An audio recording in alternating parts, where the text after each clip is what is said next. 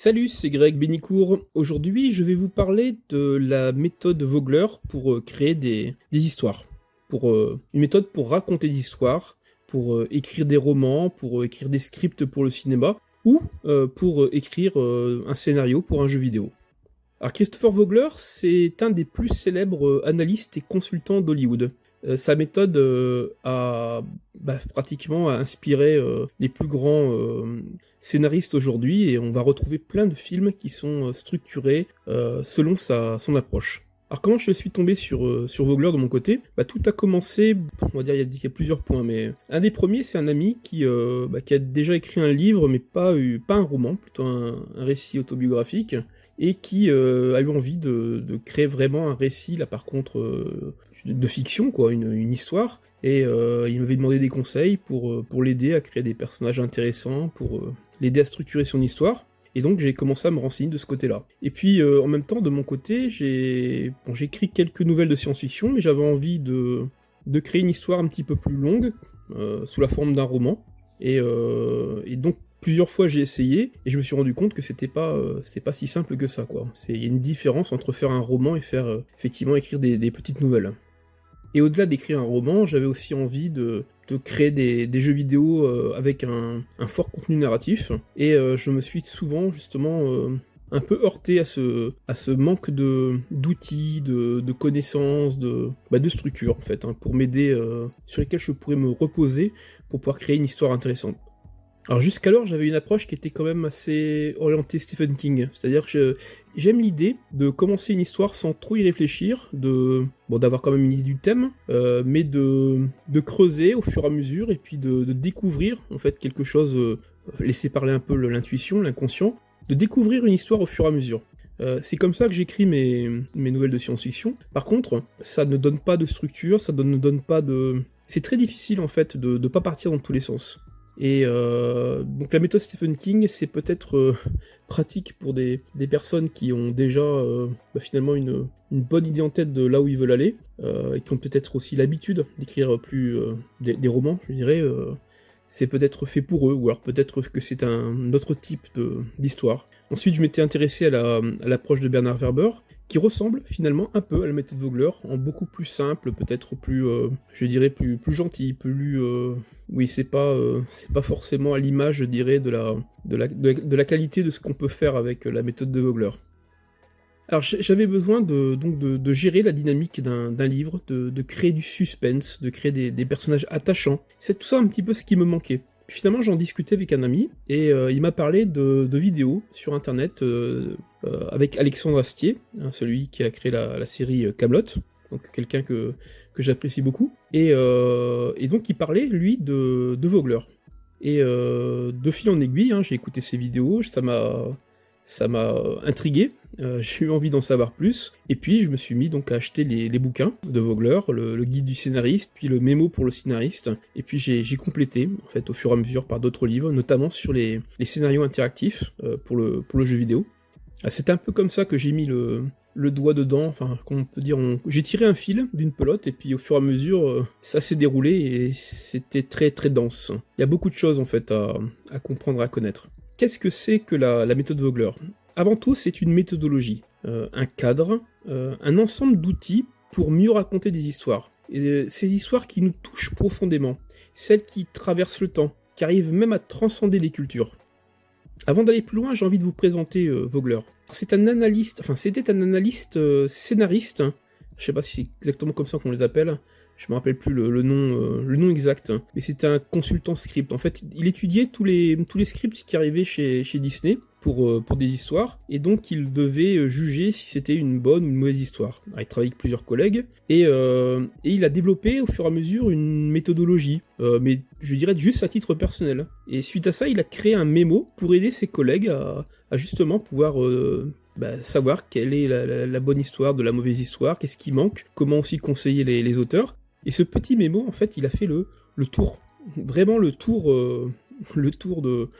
d'Hollywood, quoi. Il a été échangé, il s'était même pas rendu compte de l'importance au début qu'a vu son mémo, qui lui avait complètement échappé. Tout le monde faisait des copies entre guillemets illégales, puisqu'ils lui ont pas demandé son avis, mais ça a vraiment circulé. Alors lui, pour pour comment il en est arrivé là. Eh bien, tout a commencé avec Star Wars de George Lucas. Lui-même, George Lucas s'était fortement inspiré de Campbell. On y reviendra un petit peu plus tard. Mais Campbell, pardon, c'est celui qui a écrit, s'appelle Joseph Campbell, il a écrit Le héros aux mille et un visages. Il y avait déjà une approche de l'étude des contes populaires, les contes de fées, entre guillemets. Il avait trouvé une structure qui était commune à tous ces contes, à toutes les histoires en fait qu'on va retrouver dans plein de cultures différentes, des choses qui vont transcender les générations, qui vont toucher de par leur portée, de leur c'est hors du contexte, je dirais, de l'histoire. C'est vraiment cette structure, ce fond. Vogler s'est pas inspiré seulement de Campbell, il s'est aussi inspiré de Théophraste, avec les caractères de Théophraste. C'est un livre dans lequel l'auteur a tenté de lister tous les types de caractères qu'il pouvait voir à son époque. Alors, il fréquentait les marchés, il allait sur les places populaires, et puis il essayait de mettre des gens dans des boîtes, dans des catégories. Et donc il a défini des grandes lignes de caractères. Puis on a aussi Vladimir Prop, qui est un russe, qui est arrivé en fait à la conclusion qu'il y a 31 fonctions à peu près dans un conte traditionnel russe. Et voilà, lui il a étudié un petit peu tout ça, Vogler, et il a trouvé donc dans Star Wars vraiment c'est peut-être le script qui l'a le plus marqué, cette structure forte inspirée du conte de fées. Alors Campbell s'est aussi inspiré, j'oublie de le dire, des travaux de Jung, notamment au niveau des archétypes, et puis on peut remonter jusqu'à Aristote, puisque la structure en 3 actes vient d'Aristote. Voilà, on trouve énormément d'informations dans les contes, les cultures, etc. Et lui, il a compilé tout ça. Ce mémo qui était copié partout, qui était distribué, tout Hollywood s'en était emparé, il y a une légende en fait qui est née en fait grâce à ça. Et lui donc a quitté son travail chez Disney et il est devenu consultant puisque finalement tout le monde s'est emparé un peu de la technique et de très nombreux films, vous allez voir, on va en parler un peu après, de très nombreux films sont basés sur cette approche. Alors ce qui est nouveau aujourd'hui, c'est qu'on commence à s'y intéresser fortement en France. On a quelques films français qui empruntent cette structure narrative, puis on a de plus en plus de studios de jeux vidéo, que ce soit Quantic Dream, que ce soit Dontnod, que ce soit Feu Telltale, qui de plus en plus partent dans l'écriture, enfin dans l'utilisation de scénarios interactifs. Il y a une petite variation quand même, puisque dans une structure de scénario interactif, on a l'auteur qui donne des pistes, mais c'est aussi le joueur qui coécrit l'histoire. Mais on va retrouver aussi ces structures dans les jeux vidéo. Alors finalement, cette méthode, elle est valable pour toute personne qui souhaite raconter une histoire. Je dirais même plus encore, mais on sera un petit peu hors sujet. Mais c'est vraiment utilisable même au-delà du fait de raconter une histoire. Alors quand je dis raconter une histoire, c'est de la nouvelle au roman. Ça peut être aussi du documentaire, avec une narration. Il n'y a pas longtemps, j'ai vu un documentaire qui parlait de la Turquie. C'était Constantinople. Par contre, j'arrive plus à me souvenir si c'était un peintre ou un romancier qui avait donc écrit en donnant tout son parcours. Et tout le documentaire, finalement, s'est basé un peu sur ces récits et avait repris tout ce chemin, toute cette narration. Et donc on peut retrouver aussi, ça peut aussi aider à construire un documentaire intéressant. On peut le faire aussi pour une web-série, on peut le faire pour un court-métrage au cinéma, ou même une série TV. Ça peut être, donc comme je vous le dis, un scénario de jeu vidéo, avec une histoire interactive. Voilà, ça peut vraiment intéresser toute personne qui souhaiterait mieux comprendre, distinguer ce qui se cache derrière la trame narrative des œuvres qu'il a pu lire, que ce soit des films, des séries. Enfin, c'est très intéressant parce qu'une fois finalement qu'on a pris connaissance de cette démarche-là, on finit par retrouver son motif un peu partout. Et c'est assez troublant. C'est assez troublant de voir à quel point ces choses ont un côté ancestral. J'ai peut-être pas les bons mots pour le dire, mais il y a un fort impact psychologique derrière ça. Quand Astier parlait de sa découverte de son apprentissage de la méthode, il disait que plusieurs nuits par la suite, il faisait des cauchemars très construits, des choses très étranges. Il avait remarqué en fait qu'en lui, quelque chose changeait. ça l'avait finalement bouleversé profondément, et il y avait des mécanismes qui se créent en lui. Donc je pense que c'est vraiment un point important. Moi donc j'ai découvert il y a un peu plus d'un an maintenant. Je perçois de plus en plus de choses, ça m'aide dans ma façon d'écrire ou de penser un projet d'écriture. Je crois vraiment que c'est intéressant de l'étudiant au passionné, quoi. Et même le professionnel qui connaîtrait pas la démarche. Qu'est-ce que la méthode? Tout d'abord, c'est une technique anglo-saxonne, hein, puisque Vogler est américain. Et puis, je dis que c'est une technique anglo-saxonne parce que si on prend le cas du cinéma français, il y a une volonté justement de ne pas vouloir mettre une technique à la base.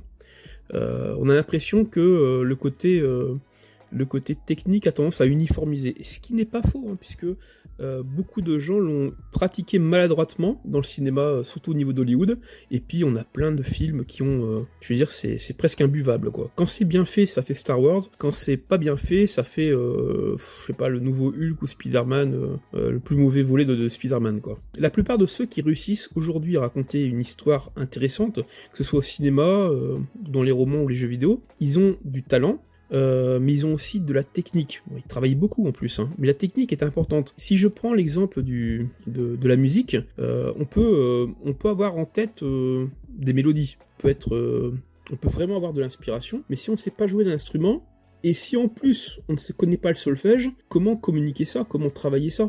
Il faut au moins apprendre à utiliser un instrument, et ça peut servir effectivement de pouvoir écrire les notes, de pouvoir utiliser de connaître le solfège, quoi. Finalement, c'est pas limitant, c'est pas la technique, c'est pas ça qui est vraiment je dirais, qui contraint. Au contraire de contraindre, je trouve que c'est une possibilité de pouvoir être plus créatif. Voilà, parce que le cadre, c'est la contrainte finalement quelquefois qui nous amène à être créatif. Alors la partie la plus connue de la méthode, mais bon, c'est pas que ça, mais on va dire le point central, c'est le voyage du héros. Ça se passe en 12 points et en 3 actes. Finalement, c'est l'évolution du personnage, de la naissance d'une quête, en quelque sorte, hein. Il faut pas entendre le côté quête par toujours quelque chose de magique ou quoi que ce soit, jusqu'à son retour, en fait, en passant par un climax, c'est-à-dire un point où l'histoire, en fait, est à son apogée en termes de suspense, en termes de stress, c'est le point, le culminant je dirais, de l'histoire. Au travers de ce voyage du héros, on va le retrouver dans plein de films, et c'est plein de films dont je vais vous parler, en expliquant un peu cette méthode. Je vais tirer mes exemples de Star Wars, je veux dire, c'est déjà le premier, le plus grand modèle, on va dire, pour cette approche, mais Titanic aussi, hein, respecte ses codes. On va retrouver ça dans Harry Potter, on va retrouver ça dans plein de séries télévisées. Je vais vous parler de Buffy contre les vampires, par exemple, qui est une très très belle illustration aussi de cette approche. On va voir aussi comment travailler le caractère des personnages, leur psyché, qu'est-ce qui les motive, quels sont leurs désirs, quels sont leurs défauts. C'est important aussi, hein, que les personnages aient des défauts. C'est surtout important qu'ils évoluent aussi dans le temps. On parlera des archétypes de personnages, notamment les personnages de Prop, pour remonter à Théophraste également. On va voir aussi comment définir un environnement, qu'il soit économique, religieux ou social. On va voir l'importance aussi des lieux, du contexte historique de ces lieux, comment mettre en place tout ça. Et puis en même temps aussi, comment fonctionne un studio, si on parle un peu cinéma ou jeux vidéo, comment rédiger un synopsis. Et puis on verra des notions qu'on retrouve régulièrement dans les systèmes un peu à suite, à épisodes, comme le cliffhanger par exemple. Qu'est-ce que cela m'a apporté concrètement? Bien, comme je vous l'ai dit déjà, une sorte de vision making-of, une vision à rayon X des films, des séries, des romans. Vraiment la possibilité de pouvoir justement percevoir le squelette un peu de tout ça. C'est aussi, une grande bouffée d'oxygène, un cadre. Comme je vous disais, c'est là-dessus en fait qu'on peut bâtir une histoire riche, cohérente, et puis être créatif. Ça permet de baliser son processus de création. Pour l'instant, je suis le cadre, je l'adapte un petit peu à mes besoins, mais à terme que je pense que je pourrais l'améliorer, en tout cas pour mes besoins personnels, et que cela cadre davantage avec le côté interactif des jeux. Mais comme je vous dis, c'est pas que pour ça, hein. Moi, j'ai aussi envie d'écrire des romans, j'ai envie aussi de raconter des histoires, je dirais, linéaires, d'une certaine façon.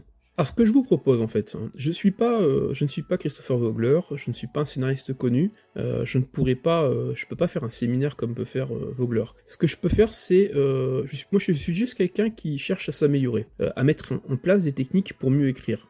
Cela fait quelque temps que j'expérimente cette méthode et j'ai appris plein de choses en fait sur le coup. Mais surtout a posteriori. Oui, parce que c'est un peu comme quand on vous dit pour apprendre à écrire, il faut lire beaucoup de livres. Bien c'est vrai, mais pas que des livres. Il faut vraiment faire du entre guillemets du transmédia, du multimédia. C'est important de pratiquer beaucoup. Et quand on a cette grille de lecture, quand on a cette méthode, on enrichit plus rapidement sa base de connaissances et ses techniques. On améliore ses techniques.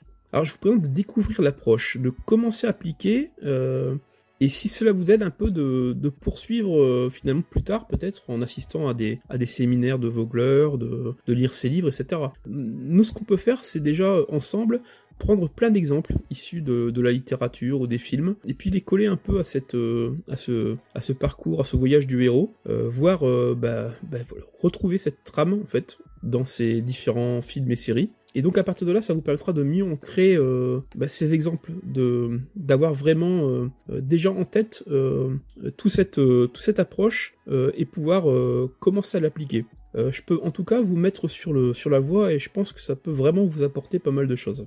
On va détailler quand même la méthode au complet avec pas mal d'exemples clés. Puis en bonus, il y aura pas mal de choses, hein, comme j'ai une vidéo de 30 minutes sur l'écriture de scénario interactif. Alors c'est une sorte de critique de livre ou de prise de notes sur un livre que j'ai lu récemment, qui est pas le meilleur, mais qui a pas mal d'exemples en tout cas issus du jeu vidéo. Je vous donnerai aussi pas mal de liens, aussi un livre en bonus qui est intéressant à consulter. Et vous verrez, il y a tout plein de petits bonus qui sont prévus. Alors ça va être disponible d'ici quelques jours à une adresse que je vais vous indiquer ici dans la vidéo et vous allez la retrouver aussi dans le descriptif. Je mets en place une réduction en précommande jusqu'en fin de semaine, un peu comme je fais à chaque fois. Puis normalement, voilà, d'ici quelques jours, tout sera en ligne. Je dois ajouter quelques éléments comme la fiche technique avec tous les liens et le récapitulatif de la méthode en vidéo. Alors abonnez-vous à cette chaîne si vous voulez être informé des prochains masterclass et des prochaines réductions pour les précommandes. J'essaierai de faire régulièrement des vidéos pour l'annoncer. Donc voilà, même si celui-ci vous intéresse pas forcément, ça pourrait être un autre. En tout cas là, donc je vous dis, c'est orienté roman, script, cinéma, avec une petite touche spéciale pour le jeu vidéo, en bonus. Voilà, écoutez, je vous dis à très bientôt et bonne fin de journée.